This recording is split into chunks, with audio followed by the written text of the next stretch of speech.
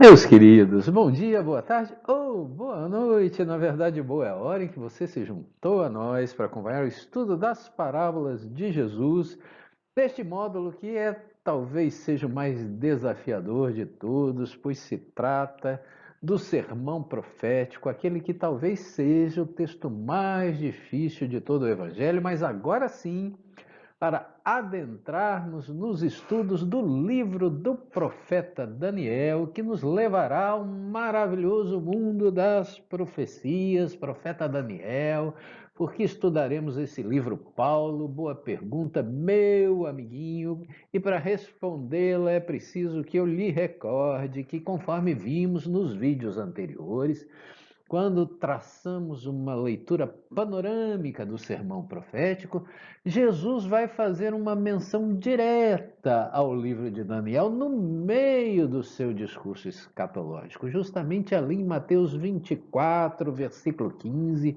ou em Marcos 13, 14, você lerá que quando virdes a abominação da desolação, de que fala o profeta Daniel, instalada no lugar santo, ou segundo Marcos, ou instalada onde não deveria estar, entre parênteses, quem lê entenda, então é quem lê o livro do profeta Daniel entenda, então quando isso ocorresse, sobreviria um tempo de grandes tribulações para a humanidade, os discípulos deveriam permanecer atentos, não se deixarem enganar, ficarem fiéis até que se transcorresse aquilo que Lucas vai chamar, no capítulo 21, verso 24, de o tempo dos gentios. Até que transcorresse o tempo dos gentios, porque então estaria próxima a sua volta, a volta de Jesus, a vinda à parúzia. Pois bem, isso nós já vimos nos vídeos anteriores. O que eu não lhes disse então, e seguramente seria desnecessário dizer, porque você certamente conhece o desenrolar dos fatos a partir daquele discurso, que vão levar ao final daquela semana tribulada, levando à crucificação e à morte de Jesus, que viria a frustrar sobremaneira os discípulos que esperavam que ele, Jesus, na condição do Messias, do ungido, do enviado por Deus, retomasse o poder político das mãos de Roma, o poder religioso das mãos do Sinédrio, para instalar definitivamente o reino dos céus, ou o reino de Deus, de que tanto ele lhes falava. No entanto, como nós sabemos, isso não ocorreu assim. E como nós sabemos também, para a surpresa de todos, Jesus ressuscita no terceiro dia. E isso vai levar a uma certa expectativa, mesmo entre os discípulos mais próximos, de que a última palavra talvez ainda não houvera sido pronunciada, porque Jesus poderia voltar a qualquer momento em poder e grande glória, com o seu séquito celestial, conforme ele mesmo nos falara quando no sermão profético. Lucas vai nos contar então que no comecinho da segunda parte da sua obra, no livro de Atos dos Apóstolos, da pergunta que é endereçada ao Jesus ressuscitado pelos seus discípulos, com o qual eles tiveram a oportunidade de conviver por cerca de 40 dias após a sua morte. E essa pergunta, meus queridos, vai nos trazer a dimensão histórica da dificuldade de compreensão dos discípulos de então acerca da pessoa de Jesus, acerca da figura, da expectativa messiânica, acerca daquele reino dos céus.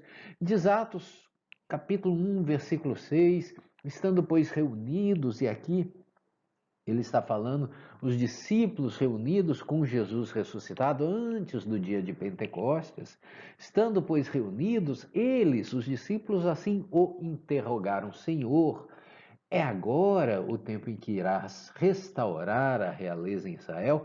Percebam, meus queridos, que essa é uma pergunta que ainda elabora o passado.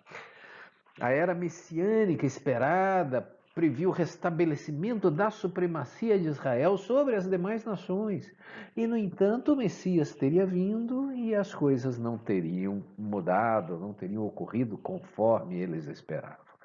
No entanto, a resposta de Jesus irá frustrá-los novamente, porque vai retomar aquilo que ele mesmo já lhes falara no sermão escatológico. Responde Jesus: não compete a vós conhecer os tempos e os momentos que o Pai fixou com sua própria autoridade. Repetindo então aquela conclusão de que o dia, a hora exata, ninguém sabia, nem mesmo o Filho, somente o Pai. Ocorre, e esse é o ponto, que se os discípulos de então não podiam fazer uma ideia exata, precisa dos tempos, porquanto muitos fatos ainda estavam por ocorrer na história, hoje já podemos fazer uma ideia bem próxima das estações, e é esse o ponto que defende o querido Wallace Oliveira na sua obra O Sermão Profético de Jesus, da qual estamos nos valendo as diretrizes, as ideias para compor esse nosso estudo. Isso porque muitos dos marcos preditos lá atrás já foram transpostos.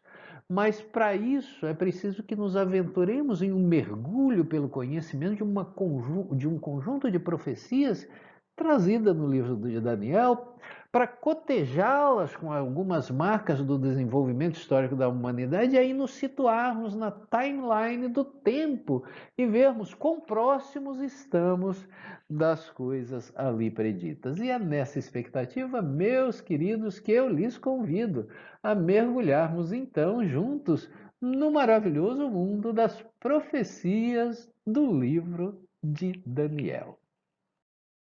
Então precisamos ler para entender o profeta Daniel, porque ele e suas profecias estão na base da compreensão do discurso que fala com o final dos tempos ou da era dentro dessa perspectiva histórica profética que eu vou lhes repassar.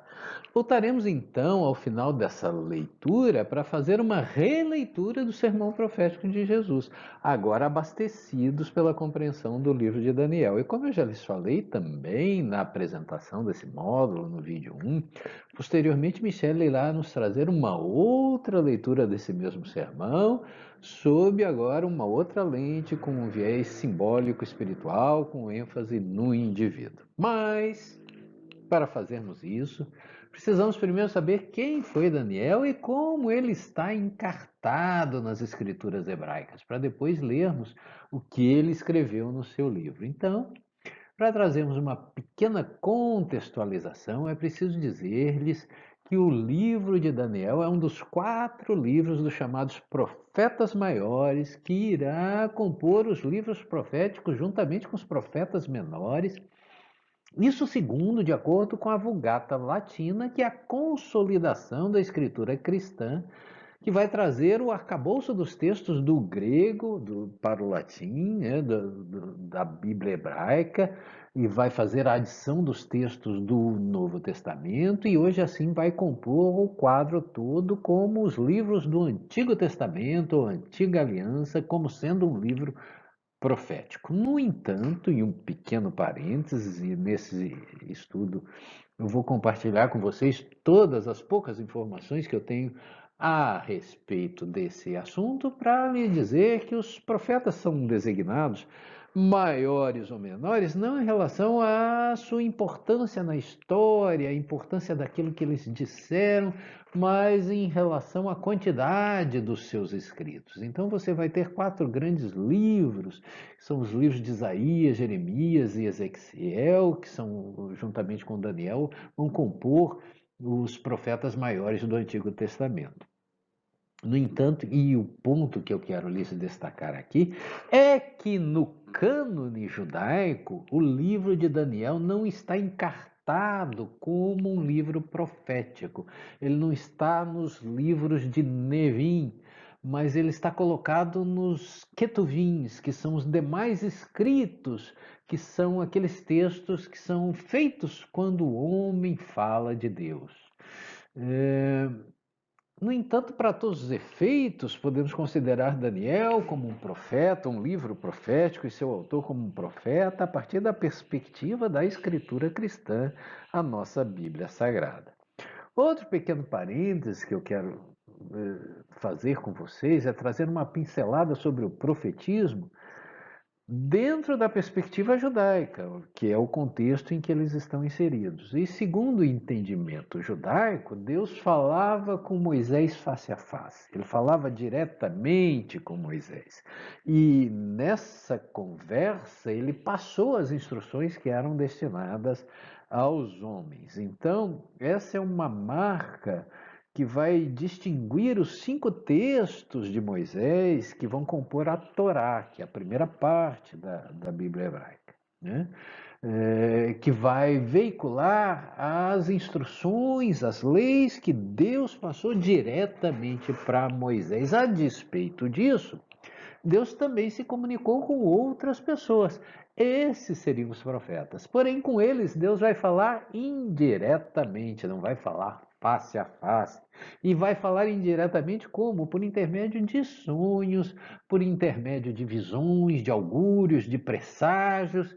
E essa seria a marca distintiva dos textos da Torá, dos textos dos profetas, como também seria a marca distintiva de uma curiosa polêmica envolvendo a família de Moisés, quando Miriam e Arão, seus irmãos, enciumados com a primazia de atenção que Moisés recebia por parte de Yahweh, vai dizer que Miriam, sobretudo, que eles também se comunicavam com Deus e que isso vai lhe valer uma reprimenda muito grave, como você, curioso que é, lerá lá no livro de Números, no capítulo 12, no 4º livro da Torá, ou do Antigo Testamento. Pois bem,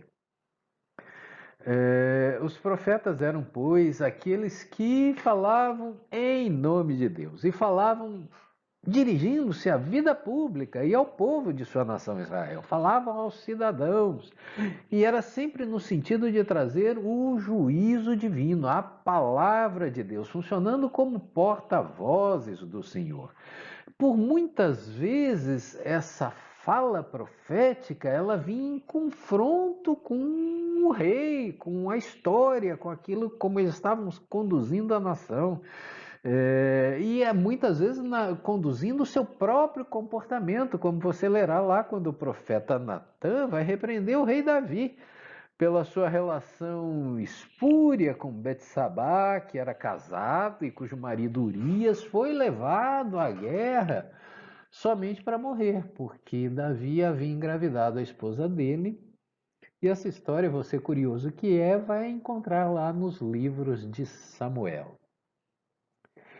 É preciso dizer que, ao ler o texto bíblico, vai ficar muito claro que havia profetas e profetas, entre aspas, né? Os profetas verdadeiros e os falsos profetas. Inclusive, dentre as nações pagãs, haviam profetas e houve tempo em que os reis de Israel pagavam profetas para que profetizassem em seu favor. E eram, por assim dizer, contratados pelo rei. E eram os tais falsos profetas que diziam não o que Deus lhes falava, mas o que o rei queria ouvir. O verdadeiro profeta, não o falso, ele deveria ser o real porta-voz do pensamento divino e deveria não somente dizer, como também exemplificar e viver a sua mensagem, conduzir a sua vida em consonância com a Torá sob pena de morte.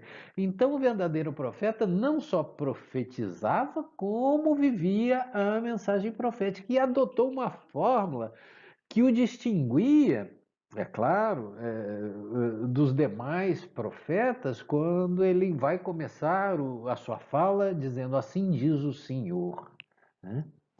Daniel então teria sido um tipo especial de profeta, chamado em termos teológicos como um profeta vidente. O vidente era o homem responsável por comunicar os desígnios de Deus. O seu livro, o livro de Daniel, traz muitas profecias relacionadas com o final dos tempos, por isso é considerado como uma espécie de apocalipse do Antigo Testamento, e vai fazer uma conexão muito íntima, muito próxima com João, que também, João, no livro de Apocalipse de João, que vai tratar também desse período, do final da história, da escatologia, o final dos tempos, né? Agora, só voltando na questão da vidência de Daniel, Daniel é classificado como um profeta vidente em termos teológicos, né? Ela não vai corresponder àquele grande compêndio que Allan Kardec irá produzir sob o título de O Livro dos Médiuns, que é bastante posterior a esses fatos, né? Por aí a classificação talvez seja outra, eu não sou exatamente um especialista no livro dos médiuns. Não sei se caberia a ideia da vidência, né? Voltando um pouco agora para a figura de Daniel, para a pessoa de Daniel, nós não temos assim muitos dados históricos a respeito de quem ele teria sido, exceto pelo que está escrito e dito no livro que leva o seu nome, no livro dele. E no que está escrito ali, você vai ler logo nos primeiros versículos do capítulo 1, que ele era um jovem da família real de Israel, quando no reinado do rei Joaquim houve a invasão de Nabucodonosor, a primeira das três invasões da Babilônia, a Terra Santa, o reino de Judá, isso tudo no ano de 605 a.C., e foi levado cativo para a Babilônia. No entanto, ele foi selecionado pelo rei, juntamente com outros três amigos, três jovens, para ser instruído e educado nos padrões babilônicos, a fim de servir no palácio real. No entanto, ele consegue se manter fiel ao Deus de Israel e também encontrar graça junto a Nabucodonosor, o rei da Babilônia. Ao mesmo tempo, isso porque vai dizer o texto bíblico que Deus os abençoou com especial sabedoria e inteligência em toda cultura, em toda ciência, e a Daniel coube ainda algo a mais. Daniel 1, versículo 17, você lerá que ele também sabia interpretar sonhos e visões de todos os tipos.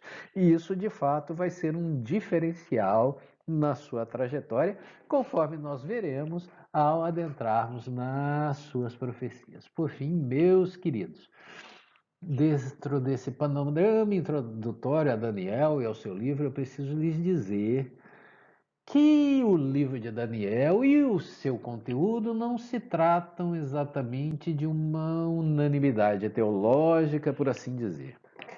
Isso porque há uma forte controvérsia, não somente acerca do autor, mas sobretudo do período em que esse livro teria sido escrito. E aí nós vamos nos pautar pelas duas linhas de pensamento teológico mais tradicionais, que é a teologia católica e a teologia reformada, né? A partir de Lutero, lá em 1517. Né? Se tomarmos, por exemplo, a introdução dos livros proféticos da Bíblia de Jerusalém, de tradução católica, você lerá que houve ou que há uma séria suspeita de que o livro tenha sido escrito não ao tempo de Daniel, o século VI a.C., mas já ao tempo dos acontecimentos em que boa parte das profecias se cumprem, já no tempo de Antíoco Epifânio. E antes da morte de Epifânio, antes da vitória da insurreição dos Macabeus, isso algo entre 167 e 164 a.C., o que faz muita diferença em termos proféticos, porque boa parte das profecias, elas se cumpriram nesse interregno lá entre o século VI e Israel antes do domínio do Império Romano, conforme nós veremos. Eles fazem relatos de dificuldades de outras naturezas, como histórica, linguística, vai dizer que o livro foi escrito, de fato, parte em hebraico, parte em aramaico e tudo mais. Então, a tradição católica traz uma certa suspeita, ou coloca em suspeição o texto de Daniel. Já King James, de orientação reformada, de orientação evangélica, vai sustentar a autenticidade do livro, do autor e do seu conteúdo, sobretudo tomando por base a referência de Jesus, que é feita ao livro e que lhe conferirá a autenticidade. Deduz que a crítica desculpem, quanto à autenticidade, à autoria, ela é feita por parte de judeus críticos ao cristianismo. E que a principal crítica, sustentada pelos eruditos dos séculos XVIII e XIX, era de que Daniel não poderia ter feito aquelas profecias porque elas se cumpriram muito perfeitamente ao longo da história. De tal maneira que elas só poderiam ter sido escritas por alguém que já conhecesse os acontecimentos. E aí eles vão ser um tanto irônicos ao afirmar que a maior crítica de Daniel é o fato de ele ter pecado por excesso de precisão profética, o que, convenhamos, não é exatamente um grande argumento, né? Quanto ao texto em duas línguas, eles vão dizer que e quanto ao conteúdo histórico, eles vão dizer que é compatível com o fato de que Daniel teria vivido até o período do Império Persa, e como estadista ele teria tido acesso à cultura e o domínio de várias línguas. Meus queridos, essa panorama a respeito do livro de Daniel, da maneira como ele está encartado, composto nas duas tradições, a tradição judaica e a tradição cristã, e umas pinceladas a respeito do autor e das polêmicas que envolvem este livro, para então agora podermos adentrar nele, ou quase agora podemos adentrar nele, porque ainda precisamos ver mais uma coisinha. Meus amigos, antes de adentrarmos no mundo das profecias, eu preciso ainda lhes esclarecer uma ou duas coisinhas. A primeira delas, esqueça a cronologia com a qual você está acostumado para contar um dia pelas suas 24 horas, o conjunto de 7 dias por uma semana, o conjunto de 4 semanas como um mês, o acúmulo de 12 meses como um ano. Esqueça também o significado léxico que é atribuído a certas palavras. Isso porque o tempo profético é contado de modo diferente, assim como o texto profético precisa ser interpretado dentro das suas especificidades. Como assim, Paulo? Perguntará você, e eu vou lhe dizer que já lhes falei naqueles encontros introdutórios no ano passado, quando fizemos a introdução ao estudo das parábolas de Jesus, que a hermenêutica e a exegese bíblica mudaram muito, sobretudo a partir da Reforma Protestante de 1517. Até então, ela estava totalmente, integralmente calcada, e assim foi por toda a Idade Média, na interpretação dada pelos patrísticos, os chamados pais da Igreja, aqueles que as receberam de forma mais ou menos direta dos apóstolos. Portanto, ela tinha um de seus pilares, a tradição que reproduzia o relato e o entendimento daqueles que conviveram de uma maneira mais próxima com Jesus e com as fontes originais do Evangelho. No entanto, é preciso que você saiba, e eu já lhes disse, que essa interpretação não era a única existente. E confrontava-se até com uma outra visão, a visão gnóstica, a visão helênica.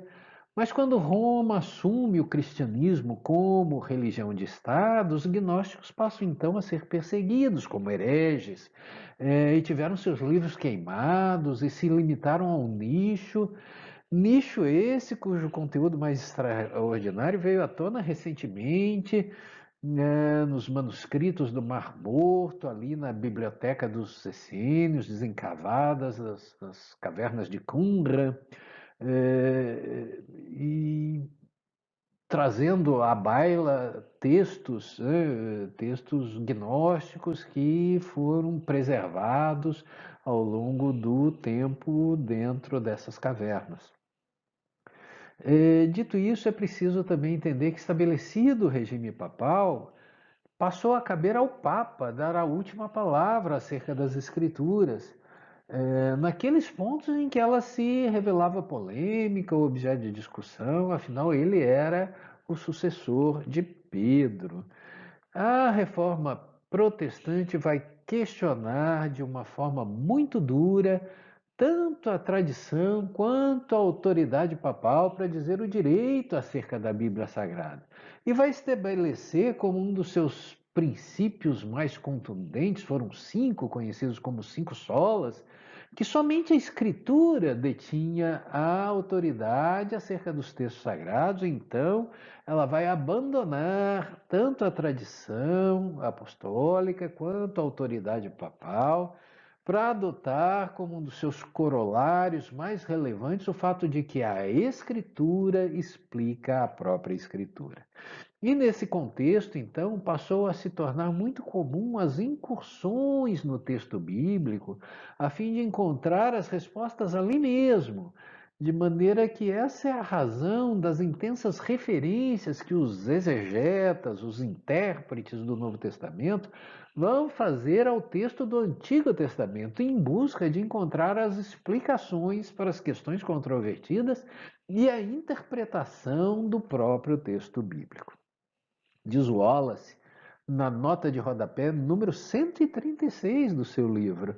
E aqui eu ponho entre aspas que a técnica hermenêutica consistia ou consiste então em tentar construir por correspondência uma conexão ou concordância de entendimentos, promovendo aquela necessária comparação ou analogia entre as figuras simbólicas ou alegóricas trazidas pelo texto bíblico com as mesmas figuras apresentadas em outras passagens das antigas escrituras, a fim de interpretá-las. Ou seja, o intérprete vai buscar aquele vocábulo, aquele termo, de que maneira ele está referido numa outra passagem para estabelecer a conexão e assim eliminar os achismos ou minimizar, mitigar as opiniões pessoais. Nesse contexto, a primeira noção que nós precisamos ter numa perspectiva temporal, dentro do campo das profecias, é que a contagem do tempo profético não se reveste da mesma cronicidade, nossa velha conhecida, mas é possível deduzir uma certa equivalência entre elas. E é isso que nós vamos fazer com vocês, trazendo aqui alguns princípios que vão estabelecer tempos ou proporções entre elas. O primeiro desses princípios, como você lê aí, é o princípio do dia-ano, que vai fazer essa correlação a partir da leitura do livro de Números, no capítulo 14, no versículo 34, e que vai dizer então que em tempos proféticos, de regra, um dia equivale a um ano. E esse princípio é deduzido a partir da leitura do livro de Números, desse trecho em que o Yahvé vai aplicar um castigo ao povo eleito, né? A partir daquele estabelecimento de que para cada um dos dias que eles ficaram espionando os habitantes de Canaã, ao invés de adentrarem na terra que lhes era dada por promessa, eram dadas por possuir, e voltaram, inclusive, desrecomendando a empreitada, dizendo que os habitantes daquela terra eram muito fortes, muito altos, muito grandes, em muito maior número, que eles não iriam conseguir aquilo. Então, em razão dessa falta de fé, do povo, Yahvé vai estabelecer que para cada um dos 40 dias que eles ficaram espionando, corresponderia um ano de peregrinação pelo deserto da península do Sinai, razão pela qual eles passam então 40 anos vagando até voltar à terra prometida, e é essa a base bíblica para o entendimento de que para cada dia, em termos proféticos, equivale a um ano. No entanto, meus amigos, há uma outra equivalência possível de ser feita para o entendimento cronológico do dia. E é esse outro princípio que eu vou deduzir aqui para vocês, que é o princípio do dia milênio. Quem vai nos trazer a primeira referência bíblica a respeito desse princípio é o rei Davi, lá no seu Salmo de número 90, em que ele vai falar acerca da brevidade da vida e vai contrapor a vida com a grandiosidade de Deus. E ali ele dirá no versículo 4 que verdadeiramente, aos olhos de Deus, 1000 anos são como o dia de ontem. É a esse princípio do dia milênio que o apóstolo Pedro vai se referir também em conhecidíssima passagem da sua segunda epístola, que vem à tona justamente para desenvolver e explicar um pensamento que ele manifestou na primeira carta e que havia sido mal interpretado, havia caído, havia recebido com uma forte expectativa dentro das comunidades discipulares daqueles dias. Diz ele na primeira de suas epístolas para os seguidores de Jesus perseverarem, porque o fim de todas essas coisas estariam próximo. 1 Pedro, capítulo 4, versículo 7, exortando então os companheiros a seguirem vidas de santidade, de amor, porque o amor cobre uma multidão de pecados, no versículo 8, passagem conhecidíssima, cuja às vezes a autoria é confundida, mas é de Pedro, né? O problema é que, ao afirmar que o fim de todas as coisas estava próximo, o apóstolo Pedro, indiretamente, ele volta a mexer com aquela expectativa que se formara a respeito da volta de Jesus, da parúzia, que eu já me referi, reportando-se a vocês aquele episódio em Atos dos Apóstolos, e a pergunta seria então, próximo quando, Pedro? Para quando seriam essas coisas? Pedro então escreve uma segunda carta para desfazer esse mal entendido e vai retomar esse tema para reproduzir essa chave, a chave do tempo profético do dia milênio, em que ele vai dizer em 2 Pedro, capítulo 3, versículo 8, amados, uma coisa há que não deveis ignorar, é que para o Senhor um dia é como 1000 anos, e 1000 anos é como um dia. Eis aí, portanto, meus queridos, a segunda correspondência temporal profética que devemos ter em mente. Um dia equivale a 1 milênio profeticamente falando. E aqui uma aplicação dessas ilações proféticas em termos cronológicos, aplicada a um texto, fazendo uma segunda leitura desse texto, uma leitura alegorizada, daquelas palavras de Jesus registradas em Mateus 17, 23, quando ele afirma que ressuscitaria ao terceiro dia. Talvez esse ressuscitamento não se referisse apenas ao período de 72 horas que transcorreram entre a sexta-feira da Paixão e o domingo de Páscoa, mas aplicando o princípio do dia milênio ao terceiro milênio da era cristã, que traria então a ressurreição da sua doutrina. O que vai nos trazer aos dias atuais, porque, como você sabe, nós somos moradores do terceiro milênio da era cristã, dentro do nosso amado planeta Terra, porque o primeiro milênio transcorreu entre o ano zero e o ano de 999, o segundo entre o ano 1000 e 1999, e o terceiro milênio é esse que nós estamos vivendo a partir do ano 2000, terceiro milênio do cristianismo no mundo. Veremos então no texto que os exegetas da profecia, ora vão aplicar o princípio do dia ano, ora vão aplicar o princípio do dia milênio na interpretação do tempo profético. Isso me leva a fazer a crítica talvez mais consistente que você possa fazer acerca desses exercícios, e a última da série dos poréns que eu vou compartilhar com vocês dentro desse exercício crítico que é recomendado pela própria doutrina, né? Qual seja o fato de que, quando nós lemos o texto do futuro, com a intenção de traduzi-lo no presente, aquilo que foi dito lá atrás, no passado, muitas vezes o olhar do intérprete vai interferir na própria direção ou conclusão da história. O que eu quero lhes dizer, com outras palavras e tentando ser um pouco mais claro, é que muitas vezes um texto alegórico ele costuma ser tão aberto que é possível extrair dele qualquer significado, porque um signo, um símbolo, ele pode se revestir de diversos significados, né? A partir do olhar de um intérprete. E nesse sentido, muitas vezes a profecia é utilizada para referendar o passado mais do que para prever o futuro.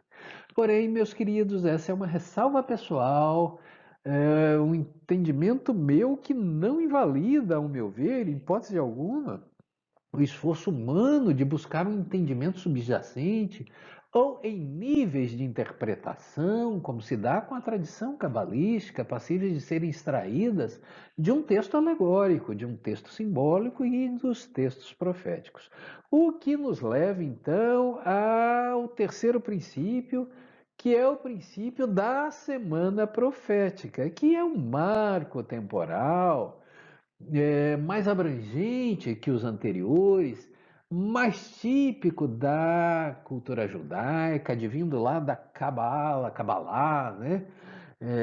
Aquela porção que vai veicular a parcela mística do judaísmo, que vai dizer que cada um dos 7 dias da semana corresponderiam também a períodos de 1000 anos. Então, a semana profética é composta por 7 dias milenares. Assim, pelo princípio do dia milênio, eh, a semana profética corresponderia a 7.000 anos normais, estabelecendo-se assim, então, uma correlação entre os dias, a semana, os anos e os milênios. Meus queridos, Wallace vai abrir um parênteses no seu livro para registrar o entendimento, o pensamento rabínico judeu, que eu acho interessantíssimo trazer aqui para vocês, porque entendo bastante pertinente, dentro daquela ideia de que nos fala Kardec, que fala da progressividade das revelações, de como elas se interconectam, e de acordo com esse pensamento, o mundo atual, o mundo como nós conhecemos, ele somente existiria por longos 6.000 anos, porque a semana profética ela é composta de 7.000 anos, né? Esse período do mundo atual, ele estaria fracionado ou dividido aproximadamente em terços de 2.000 anos. Os primeiros terços, os primeiros 2.000 anos, seriam de caos e sem lei, né? Leia-se sem a Torá. Os terço seguinte, de mais de 2.000 anos, já seria com a presença da Torá no mundo, que seria sucedido por um outro terço de mais 2.000 anos com o aparecimento do Messias. E aí, notem, meus queridos, a equivalência, os marcos históricos desses prazos que vão nos remeter à ideia de que de Adão a Moisés correspondeu o primeiro terço de 2.000 anos, ou seja, entre o ano de 4.000, aproximadamente, antes de Cristo, até Moisés, por volta de 2.000 antes de Cristo. De onde você está tirando, Paulo, que Adão viveu há 4.000 anos antes de Cristo? Daqui, meus queridos, desse extraordinário livrinho aqui, velho conhecido nosso, o Livro dos Espíritos. Quando? Na questão 51, Kardec vai perguntar aos espíritos da codificação. Leiam lá, peguem o seu livro dos espíritos aí. E Kardec pergunta: podemos saber em que época viveu Adão? E os espíritos da codificação vai dizer mais ou menos na época que lhes assinalais, cerca de 4.000 anos antes de Cristo, né? Kardec vai traçar um comentário aqui a respeito dessa figura icônica, dessa personalidade icônica, que deve ter sobrevivido a algum cataclisma, que foi o pai, por assim dizer, da raça adâmica. Então, de Adão, 4.000 anos antes de Cristo, até Moisés, 2.000 anos antes de Jesus, o primeiro terço da humanidade, as 2 primeiras semanas proféticas, os 2 primeiros dias da semana profética, né? O domingo e a segunda, depois de Moisés até Jesus, mais 2.000 anos, e de Jesus até os dias de hoje, outro período de mais 2000 anos, e notem, meus queridos, que interessante, nós adentramos no sétimo milênio da humanidade, que seria o momento da transformação, segundo esse entendimento. Esse último milênio, diz Wallace, corresponderia ao último período, o último dia da semana profética, equivalente ao mundo de regeneração que foi revelado pelos Espíritos a Kardec, o dia do repouso, ou o Shabat judaico. E aí é interessante você buscar lá no Evangelho segundo o Espiritismo a definição de mundo de regeneração, que está ali no capítulo 3, há muitas moradas na casa do meu pai. Quando Kardec, os espíritos vão definir o mundo de regeneração como aqueles mundos em que as almas, os seres que ainda têm o que expiar, aurem novas forças, trazendo então realmente um período de regeneração, um período de descanso, um período de repouso, podemos entender assim. Entendidos, pois, meus queridos, esses referenciais temporais, adentraremos agora, então, finalmente, sem mais delongas, as profecias de Daniel. Quem ler entenda, como advertiu Jesus, eu tenho certeza que você está ansioso por mergulharmos nela. Porém, meus queridos, não faremos isso agora, mas apenas na nossa próxima videoaula. Um grande abraço, meus queridos, e até lá!